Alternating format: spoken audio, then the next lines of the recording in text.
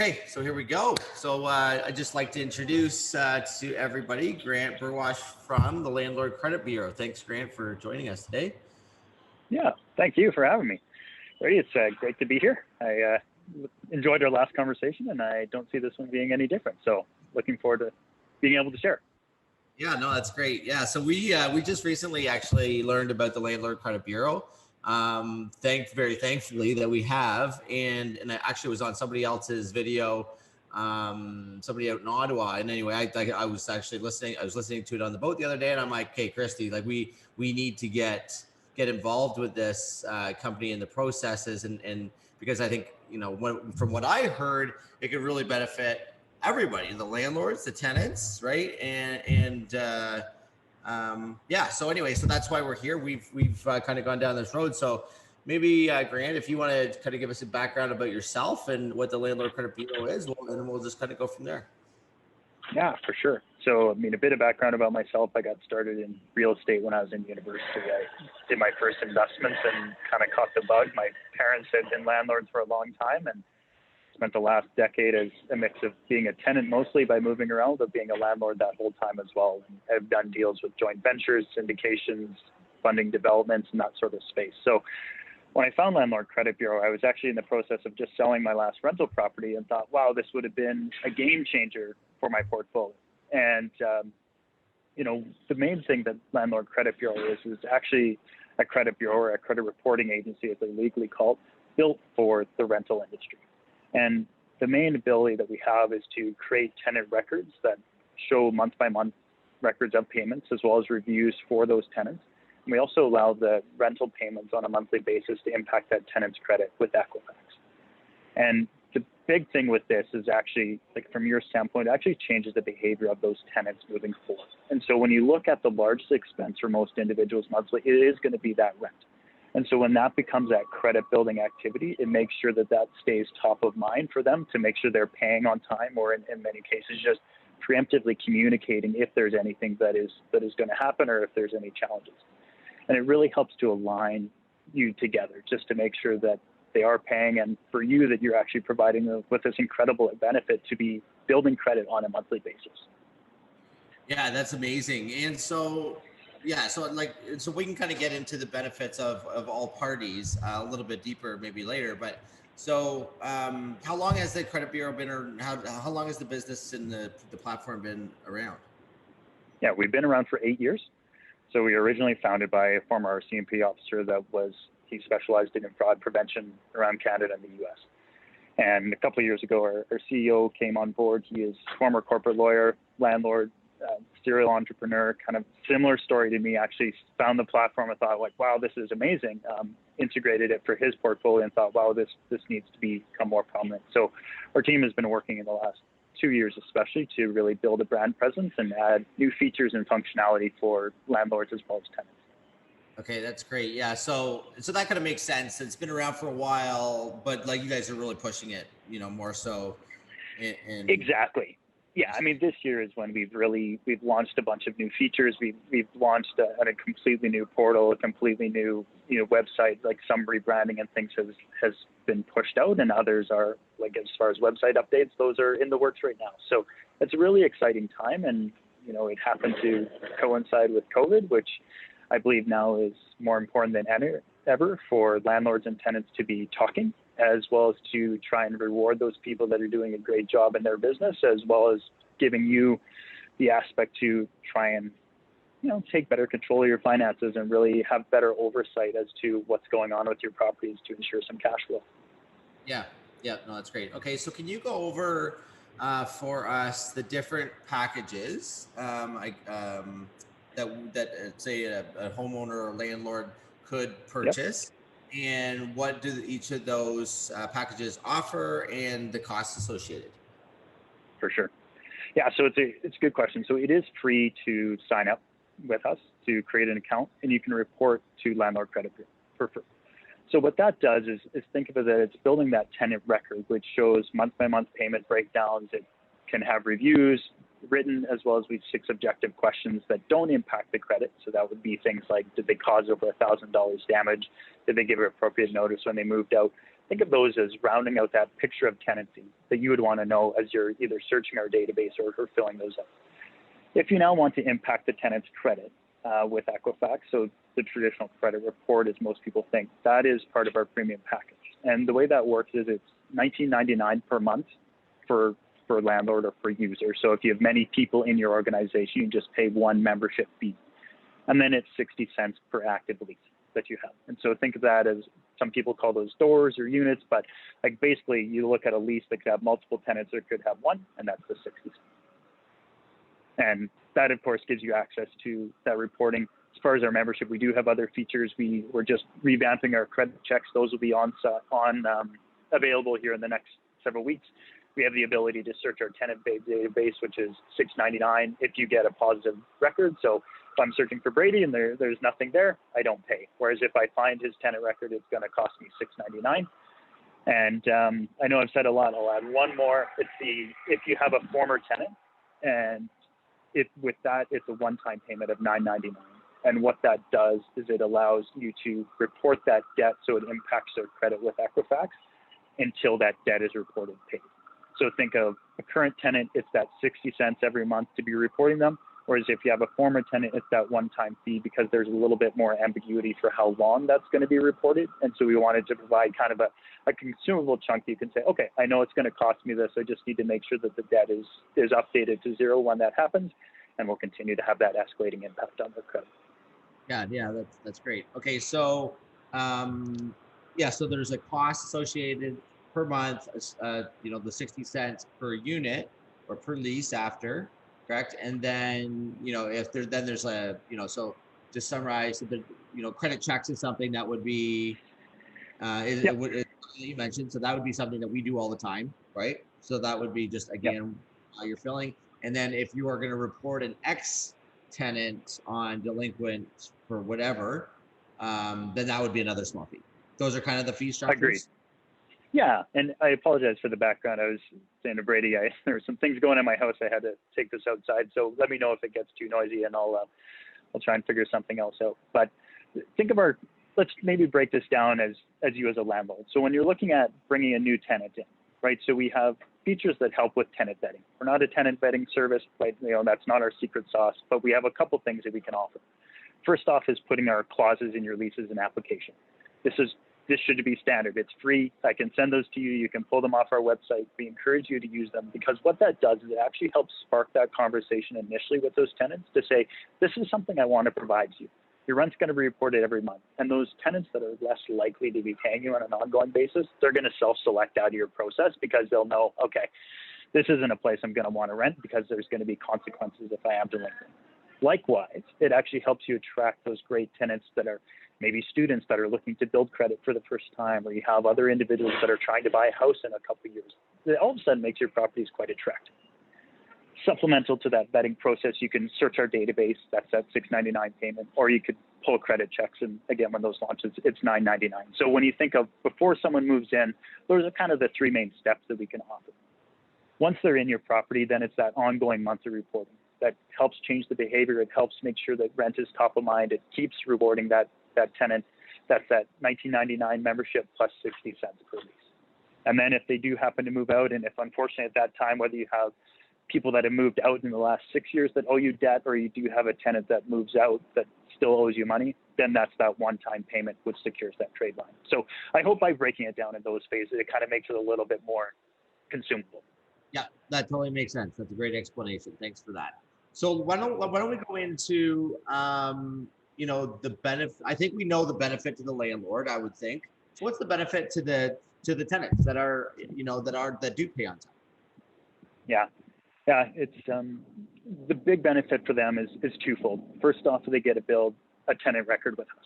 So what that shows is that month by month breakdown. It can have a review. So when they're going to look for a new rental property in a few years, or when they leave your place, they can share that with their future landlord and think of that as kind of a super reference, right? It was exactly what you as a landlord would want to know. The tenant's proactive. It's verified information from a former landlord. It's not a fake reference call or anything like that. I think of myself in the past, I've moved around quite a bit. I moved down to the States. My credit didn't transfer over. So if I was able to actually bring forward a resume essentially that said, here's how I've been as a tenant, that's quite helpful. The more obvious one as well is impacting their credit. So if you think of that credit report with Equifax, that benefits all their future credit needs beyond just tenancy. So if they're looking for an auto loan, a cell phone, a credit card, going to buy a mortgage or something in the future, it really helps them get that step up, and frankly kind of puts you in that place as a landlord as being able to help them. So it is that wonderful incentive that you can provide on a monthly basis just by doing something that they would and should normally be doing anyways. Yeah, that's what a great service. I mean, I remember when I started getting credit, we had to get a credit card prepay $500, and that Totally. most people was probably renting at that time, so I could have already been building my credit without having to go through that hassle. So I think it's going to be a big benefit, and like realistically, we get a lot of tenants that have zero credit, but also they have good jobs, the references, everything pan out. And you're kind of like in your back of your head, you're kind of taking like a little bit of a chance with these people because they have zero credit, literally zero. So, and let's say, for example, for those people, we'd really be helping them because the history would start. Is that correct? Yeah, absolutely. So it's exactly right. So when we report, it goes the same as a trade line. So think when you're looking at a credit check, it sits the same place as banks, utilities, credit cards, auto loans, those sort of things. So every month that payment is updated, it has that impact. So if someone doesn't have any payments, like we were all young once, we all started building credit at some point in time, probably in the same way that Brady did with a $200 or $500 credit card. This is that other way that you can actually help build it up. So for some people, it is their first trade line that ever goes to their credit report. Yeah, that's awesome. Cool. Okay, so let's just keep going down like the good tenant avenue, maybe, and then we could go start again with the tenants that are issued. So the good tenant. So let's say they pay rent on time. They're in the landlord credit bureau system. How does that get reported that yes, they did pay on time? Yeah. So our system is designed to be fairly efficient for landlords and property managers. You have the ability to report, obviously, late, on time, or delinquent payments or debts. So what we're looking at is the system automatically defaults that all your tenants stay the same and all the tenants pay on time. So the only basically relationship you'd have with our system, you'd kind of log in once a month, verify that everyone's at zero. If anyone owes a debt, then you'd typically put that in. So you look at Brady with his business, probably log in between the 3rd and the 5th every month, report any debts that are outstanding, people that didn't pay. That can then trigger a late payment notice to those individuals, just prompting them to pay. Then when that does get paid, then you just put that as either paid late or paid in full, depending on the regional laws that you're operating under. And that's kind of it. So it's very off hands when you're looking at providing those benefits for tenants. Yeah. And so I think, sorry, go ahead. No, go ahead. Sorry, Greg. Go ahead. Okay. I was going to say one big benefit right now, especially as you're dealing with people in changing and challenging circumstances, is that it really helps be proactive. So if you have a tenant that isn't going to be able to pay you, as long as they're coming forward and putting themselves on a payment plan and sticking to it, you can actually keep helping them build credit. So you're not then reporting that total debt. You're not reporting late payments. As long as they're abiding by that agreement, then they get the benefit of going forward. And I mean, there's obviously, if they decide to default, think of it as intentional consequences for people that are just refusing to pay or refusing to consequence. They're refusing to come forward and have a conversation. Yeah, that's good. So, so because I remember when we talked before, it's not like they pay on the first. It's not like, or don't pay on the first, second, or third. It's not like they're automatically getting penalized if they come to us and say there's an issue, stick to the plan. Then we would actually physically have to report it as bad behavior versus because it's automatically paid unless we push a button to say it's not. Is that correct? Correct. That's correct. Yes. Okay. So you just input the total money outstanding, and that's what then gets reported. And we report a month in arrears. So on the 15th of November, we're going to report October's rental payment. Right. Yeah. Okay. So there's time for it's not like the landlord has to manually go in and push everybody was good or hasn't paid. But then also it doesn't have to be done by the 3rd or the 5th. There's time. It's correct. You Yeah, basically 45 days. So you got lots of time. And Yeah. I mean, I mentioned some of our communications. We can send out monthly rental reminders. We send out a welcome email initially, which prompts that tenant to create a free account, and it allows them to verify the information that is being reported. So with landlords, you're always trying to find those great tenants, and you're trying to avoid those that are going to cause you issues. And this is a legal process. We're dealing with privacy information. And so being a two-sided system is really important to help ensure that the accuracy of the data being reported to us and Equifax is there. Yeah. No, that's a good point. Maybe I'll hop over to the privacy thing here in a second. What was I going to touch base on? Okay, that's good behavior. Let's go back. Let's go to the bad behavior. Actually, then we got to make sure we touch on the process. And maybe we could talk, that could be the liability part that we could talk about. But so bad behavior, let's just summarize that again. Basically, let's say somebody doesn't pay rent, good behavior. Basically, you just let it go. The system recognizes that they've paid in full. If they don't pay in full, then what do we do? And yeah, let's just go over the part that if they don't pay in full. Yeah, for sure. Let's just use an example. I find those usually the easiest. So if I have a tenant that owes me $1,000 a month, that's the rent. If I go in on the 3rd, I'm going to report $1,000 owed because they haven't paid. If on the 15th or the 8th they come and they pay me in full, I can either report that as paid in full or late, depending on what those regional laws or what is outlined in your lease as deemed a late payment. Then that at the end of the month, that's essentially what's going to get reported to Equifax, and that's what's going to stay in our system. Now, when we roll out through November 1st, the system will default that there's $0 balance. So if I now have owed you $1,000 from October and I still haven't paid you now for November either, you just update the balance to be $2,000. So the total balance is truly like the total outstanding balance. Is not necessarily just that month. Conversely, if I am paying on time, you've input the total amount of rent that I'm paying, so that $1,000, and so you just have that balance as being zero, and so it's that benefit is automated, whereas it's just the numbers you have to input for individuals that have outstanding. Hey, perfect. Okay, so let's talk about the application process. So in a typical scenario for us, we would have the potential tenant either fill out an application online for a potential unit or a paper application. They fill out, their name, the previous landlords, their, work and employment, previous, where they lived before, et cetera, et cetera. And on our application, we ask for their SIN number so we can pull a credit check from a third party. And then the disclaimer in there, obviously giving us permission. Now, what would a typical application, utilizing the Landlord Credit Bureau look like? And what type of consent do we need to get from an applicant? And then we can go into what kind of consent do we need to get to report good behavior as well as bad? Yeah, probably the most important question you may have said today. So as far as we don't provide applications, it's just a clause. So it's basically an extra line or two compared to the one that you would already have to pull credit checks. And now this is just letting them know that rent is going to be reported.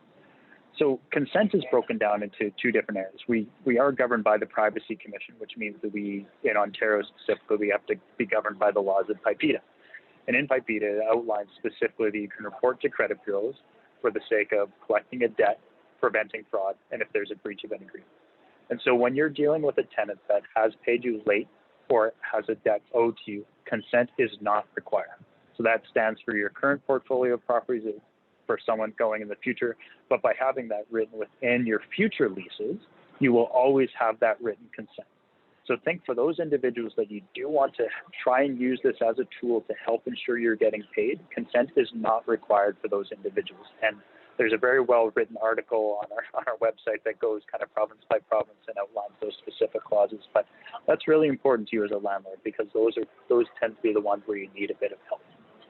For those good tenants that are paying you on time, you can still report to us, and there's safety mechanisms that are built into the application that we won't be reporting them to Equifax then unless they log in. So think of it as being a bit more of a kind of accounting tool for yourself. You have the ability to keep those records, and if the tenants either give you that written consent or if they create an account with us giving us consent to report them, then they're going to get that benefit. But you're never at risk of worrying, okay, am I breaching the agreement or not? As you know, as long as you're inputting valid information, then you're okay. Yeah, that's great. I mean, it's so clean, I think, for Landlord, which also makes it almost a no-brainer, right? Because I mean, it's like, again, that was the point of the clear statement. If as long as you're providing, you know, uh, accurate information, you can do it, right? Yeah. No, that's great. And aligned with that, it's, I mentioned that it's a two-sided system, and what we allow you to report as far as the debt is what's outlined in the lease, and that is usually rent and utilities. And the reason for that is that actually it's a protectionism for you. If you start reporting things like, oh, I assume that there's $5,000 in damage, that's really hard to back up. And so we can't report that information because it can't be verified. So keep it to what's outlined in that lease. There won't be any issues with it, and we'll be able to keep it. Okay, no, that's great. So let's say we have a problem with the tenant. Maybe they move and there's damages, or we get them evicted and because of damages for whatever reason. And let's say that there is damages. So let's say we have maybe we take them to the landlord tenant court and they're evicted and they're actually they have a judgment against them to say that they actually owe the landlord $3,000. Is that something to be reported on here? Yeah. I mean, if you have the specific dollar outlined by a judgment, then yes, because you can back it up. But that is only for former tenants in very specific circumstances. So for the most part, what we'd encourage is rent and utilities. There's a specific question relating to damages in the questionnaire. And then there's also a long form box where you can outline those specifics. So that I'll say 95+% of circumstances, that's what you're doing. Yep. Okay, that makes sense. So maybe we'll kind of pretend that, let's say that we're a tenant, and maybe we feel that our landlord has, maybe not given accurate information. Maybe like they're reporting me saying that I haven't paid when in fact I did. Is there a dispute resolution process built in? Yeah, so we have a disputes team that can handle and investigate those situations. Typically, the tenants reach out and they have questions, right? Our team is here to support you as landlords. You're not alone. So we provide you a welcome letter, obviously, which automatically goes out to the tenant.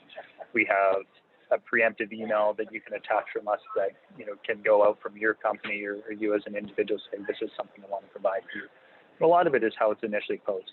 If there is questions regarding legitimacy, tenants can write into our support team. We can put them in contact with a dispute, and then at that point in time, we might ask the landlord for proof of the lease or those sort of things. Like, we'll investigate it appropriately, just like any other bureau would.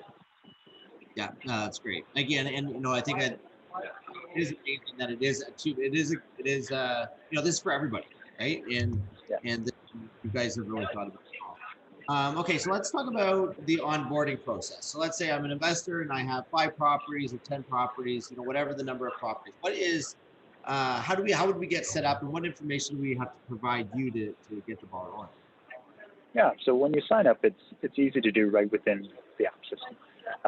It's a web-based app, not one that you download, but you can create a profile for yourself. You have to verify your identity, which is another protectionism. We need to know who's entering in the information. This is done for tenants as well as landlords, so there's no anonymized data. That being said, you get to choose the company name and an email address that is portrayed, so you don't have to worry that your tenant's getting personal information from you. You can choose to enter your SIN when you're verifying with us. That is done through Equifax with an EID verification. We don't keep that information, but there's a couple ways to do that. Once you're now ready to start entering in your tenants, we typically say if you have under 25, it's much faster and easier to enter it within the system. But if you would like our team to help you, then we have spreadsheet templates that we can help you fill out and upload it in the backend system. So that initial upload of tenants is typically the most time consuming. Then on a monthly basis, it is literally minutes to maintain your portfolio. Yeah, that's great. So maybe we'll just topic it on that. The thing that I've thought in my head, okay, this might take a lot of time. Like if we've got 300 units, I'm like, how much time is it going to take to do this? But in fact, if you have out of 300, 6 that don't pay, really you're only looking at 6. Is that right? Like it doesn't take you long. Exactly. You think of it in deltas, or that's how I get it. It's like any tenants that don't pay, Then people that move out, it's just a quick toggle to make them former tenants, and then you're only adding a couple new tenants. So, depending on the size of your portfolio, you can do spreadsheet uploads every month. If you have hundreds of thousands of properties, but most people are dealing with a couple properties here and there. And so the deltas that you're looking at every single month are minimal, which makes your maintenance very low for the added assurance of that on-time payment. Okay, great. So what information, when we are putting the information into the system, what information of the tenants do we need to provide? Yeah, first name, last name, date of birth. If you want to report to Equifax, that date of birth is important because that verifies their identity, as well as we need an email. That's the main form of communication that we have.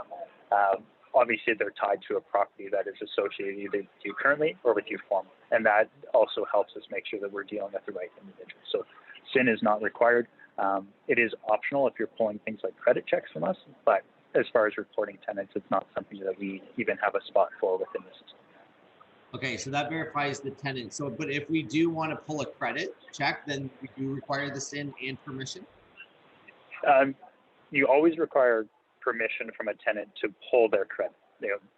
Difference between reporting and pulling credit. So to run a credit check, it's the same. Almost every lease out there has permissions to do background checks, so you're probably covered by that just using your current system.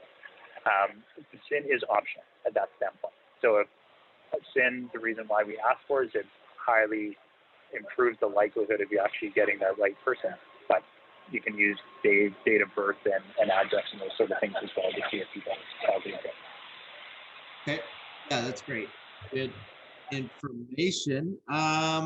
What else do I have here? What do we have? The students ask questions. Okay. I think that answers all of my questions. Maybe what I'll do, I think Rachel has made a comment here in the chat. Maybe I'll open up the floor to Rachel and Matt. If maybe Rachel, if you want to go ahead and unmute yourself and ask Grant your question or questions. 1 sec, Rachel, you were muted. I'm going to ask them to unmute you. Still can't hear. There you go. There we go. All right, I'm in. I think I'm in. So thanks for this. It sounds great. It's actually part of my business model is trying to help people and do some social impact. So from my point of view, it is helpful to be able to help people build their credit report. So you had mentioned that there's a monthly fee and then a per lease fee. So how do you attribute that payment to more than one person? Because most of the leases have 2 or 3 people that are signed on. And then have you had any instances where it's being reported in one, whereas the other people are total flakes and they're getting benefit from it? Like, is that how it works, or how do you break it down? Yeah, for sure. So every month our system will go through and look to see how many leases, and a lease would kind of be like a row in an Excel, is the easiest way. Actually, let me see if I can share my screen here and I can actually show you. Need some permission for that. Anyways, it's 60 cents per lease. So if you have 1 tenant or if you have 4 tenants, it's still going to be that 60 cents. Okay. Now, when you're talking about the benefits and the multiple people on leases, this is sometimes a challenging topic, right? And legally, those individuals are all responsible for all the payments on those leases. So if you do wish to break it down person by person, you can do that. You just put in the total amount. Probably they should be all in the same lease, but then that would allow you to give them individual reviews or those sort of things. And if one individual is late in paying you, then you can report that, whereas the others then wouldn't have that negative impact. Okay. I hope that answers your question. Yeah, I think it does. I think it might be a kind of a way that that somebody could game the system, right? So one person has decent credit and it's reported to both of them, even though one person is holding the weight. But that's their problem, not mine. Right. So I mean, if I have a roommate, like, we're both responsible for the total amount. So whether he's not paying and I'm paying you all the time, or vice versa, we're both either getting the benefits of all those payments or the the downfall of having a debt outstanding. Yeah, and I think that makes sense. Like, from a mortgage perspective too, if multiple people are on the mortgage, each person is ultimately responsible for the entire mortgage. Yeah. Right? Yeah. I was gonna say, I wonder if it creates a little bit of a self-policing also, right? Because if I'm roommate with the guy who's not paying, and they understand the system properly, then I'm gonna go after my roommate not paying because he's messing up my credit, right? So as a landlord, it seems like that. I mean, from like maybe then they're figuring out their own shit and say, okay, let's. I don't want my credit impacted, so you pay, right? Yeah, we always recommend if they're on the same lease, you put them together within the system. It's the easiest for you and it's the most accurate. Okay. Is there a disclosure that you can put on your advertising? Because I think that this is, before they get to the lease or the application stage, you can say in the ad that we will do this. We will help you with your credit. It's a service that we provide. Are you allowed to talk about it at that stage, or do we need written permission? Absolutely. Nope. You can definitely do that. And we're toying around with different ways to help landlords promote that, because it has been a request that has come in a few times. So if you have ideas or thoughts around what that looks like, or if you're looking for specific wording, just ask our team and we can help you provide that with something. But it is what we're seeing more and more of people proactively going out and saying, hey, you want to rent from my property for this reason. For this reason. And what about foreign students or people who don't necessarily have a SIN? I'm not sure what number they're provided with via immigration, but does it work for foreign? Yeah. It does. So to have a credit report, you have to have a SIN.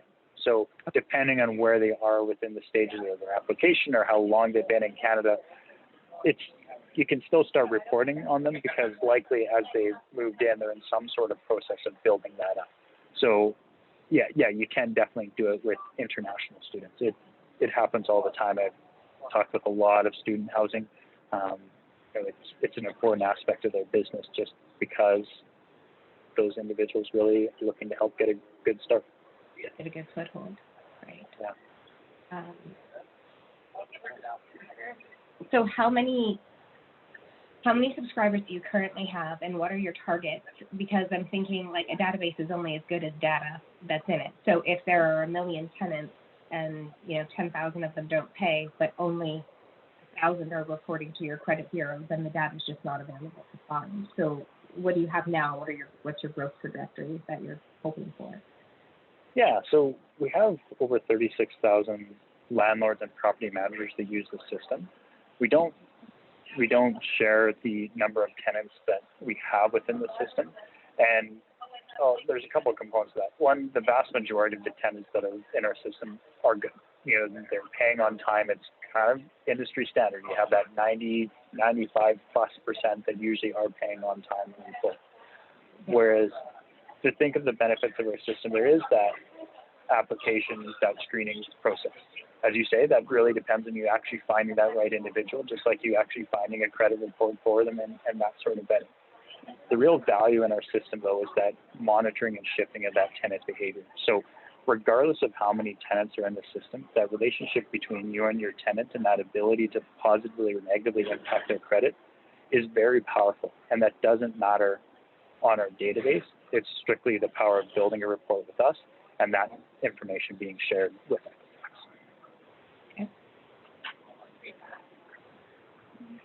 Totally get your point, Rachel. Like, obviously the benefit to us is if every landlord in Canada used this, because then we'd be able to see the behaviors, right? Obviously, yeah. Right. That's why I'm a really strong believer. Obviously, one, that the service is amazing and it's going to, it is going to promote good behavior and deter bad.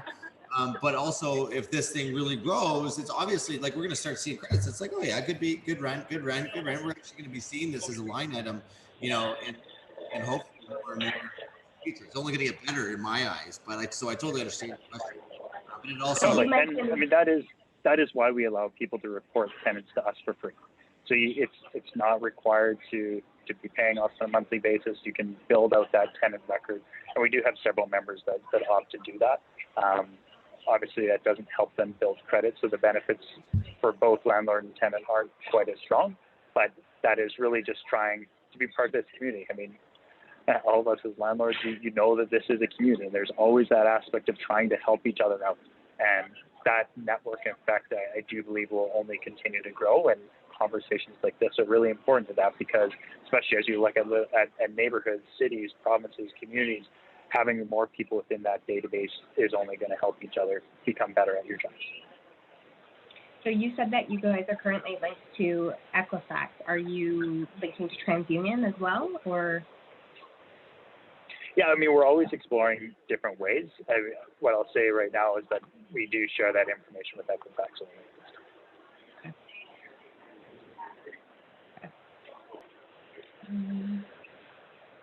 So how, sorry, I'm thinking through as I'm talking.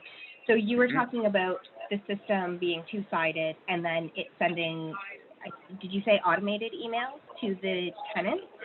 Yeah. So then, so the assumption is that they've paid, but then the landlord has to go in and verify that they've paid? Good question. So let me try and answer it. If I miss it, just stop me. So yep. We allow you to send emails, but you get to choose. So the welcome email is automated. It's sent out within 24 hours after you report that tenant to our system. So let them know the benefits and how to use our system, provides them with a login.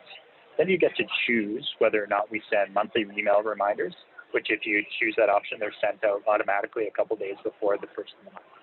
If you choose our late payment warnings, whenever there's a debt that's input within our system, that email is going to be triggered to send out within the next 24 hours as well. So they're automated if you choose to use them, but you're not obligated to use them within the system. And as far as that maintenance would go, you just need to be logging in every, I think it's 60 days is the time frame, just to keep your account active. But if your tenants are paying on time, I think it's just a matter of logging in and verifying, seeing again that, okay, there's $0 balance, but you don't actually have to interact. Is there has anybody tried, or is it applicable that a fee is charged to the tenant to do it? Yeah. So we do have some people that pass their fees onto, if they're a property manager, onto their landlord. Some individuals that pass it on to their tenants.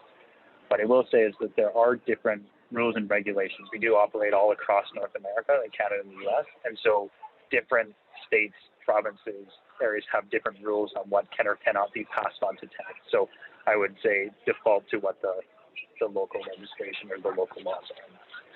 So do you know what all the local laws are? Like, is that in your system, or am I supposed to be responsible? Because I have property here and I have property in Florida, so I'm thinking of the two. Okay. Like, in Florida, they seem to pass every expense on possible.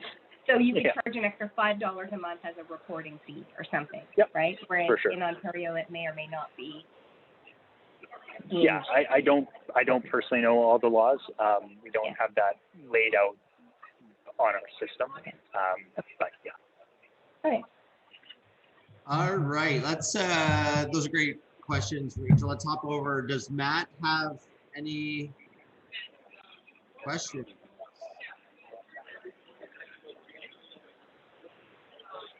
No, Matt's in a construction zone. Yeah. Yeah, we're finishing a duplex here. Nice. It's lunch hour at the duplex that has a toilet. We've got another one on the go, but there's no toilet, so we come here to go to the washroom. Any questions, Matt? I mean, I think that's most of the stuff. What's the website? It's landlordcreditbureau.ca, or if you have properties in the US, it's .com. Right. No, I mean it seems pretty clear, and definitely a service that would help. I haven't seen it yet on. I'm a mortgage broker, and I haven't seen too many on credit bureaus pop up yet as trade line. So how new is it in Canada?